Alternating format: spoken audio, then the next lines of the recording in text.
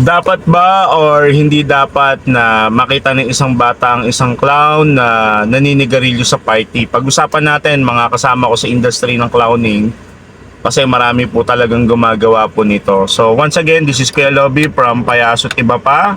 Isa rin pong clown dyan po sa Pateros na nagtuturo sa mga baguhan, sa mga gusto pong pumasok sa industry po ng clowning.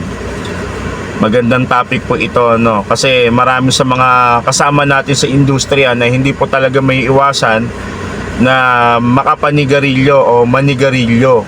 For me, nung ako po ay nagtuturo ng clown or nagko-coach sa mga baguhan na kabataan na gustong pumasok sa industry ng clowning, kapag workshop na po namin, palagi ko pong sinasabi sa kanila, kung hindi nyo may iwasan na manigarilyo, gawin ninyo bago kayo lumabas or kapag nagme-makeup na, 'di ba?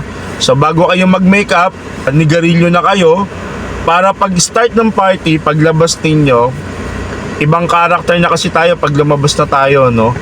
So wag nyong gagawin sa harapan ng bata, lalo na kapag kayo po ay nag-start na po ng program po ninyo.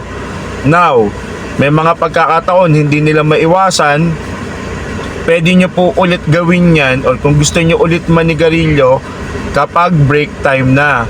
Pero as much as possible, wag po ninyong ipapakita. Maghanap kayo ng lugar o espasyo o kwarto na dun po kayo maninigarilyo.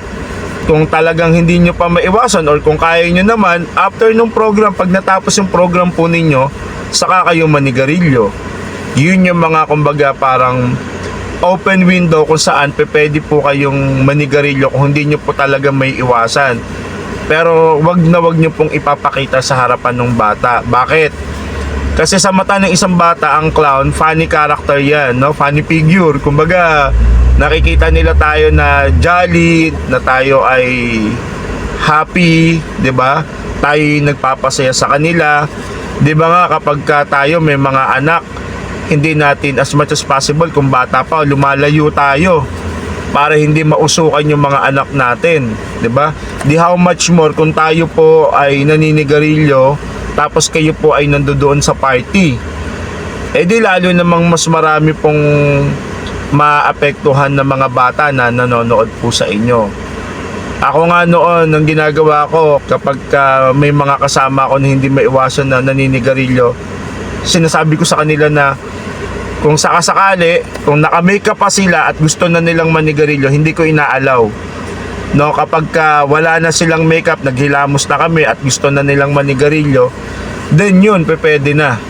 Pero as much as possible na nakikita ka pa ng bata pagkatapos naka-makeup ka pa, naka-costume ka pa, iwasan po natin.